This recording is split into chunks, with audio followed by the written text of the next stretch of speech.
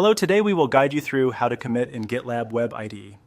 We'll walk through the process of opening a project in GitLab and getting into the Web IDE, which is where you can make changes and prepare to commit them. If you're new to GitLab, don't worry. This is a simple workflow, and once you know where everything is, it becomes very quick to repeat. To begin, go to the GitLab homepage in your web browser. This is the main landing page where you can access your repositories, recent activity, and development tools. Make sure you're signed into the correct account so you can see the projects you have access to. Once you're on the GitLab homepage, look over to the left side navigation menu and click on Projects.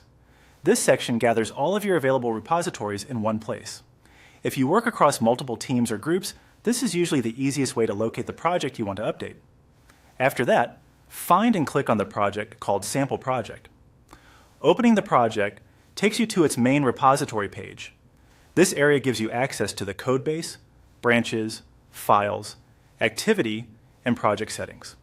It's essentially the control center for that specific repository. When you're inside the project, move your attention to the top right area of the page and click on Code.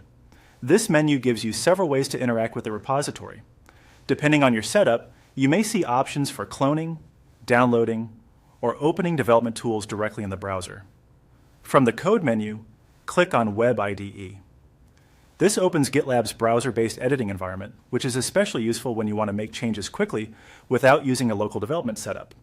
The Web IDE is designed to let you browse files, edit content, and manage source control actions in one place. Once the Web IDE loads, you're in the right environment to begin making changes and preparing a commit. If the interface takes a moment to load, that's normal, especially for larger repositories. Give it a few seconds to fully initialize before you start working. A helpful tip is to confirm that you opened the correct project and branch before making edits.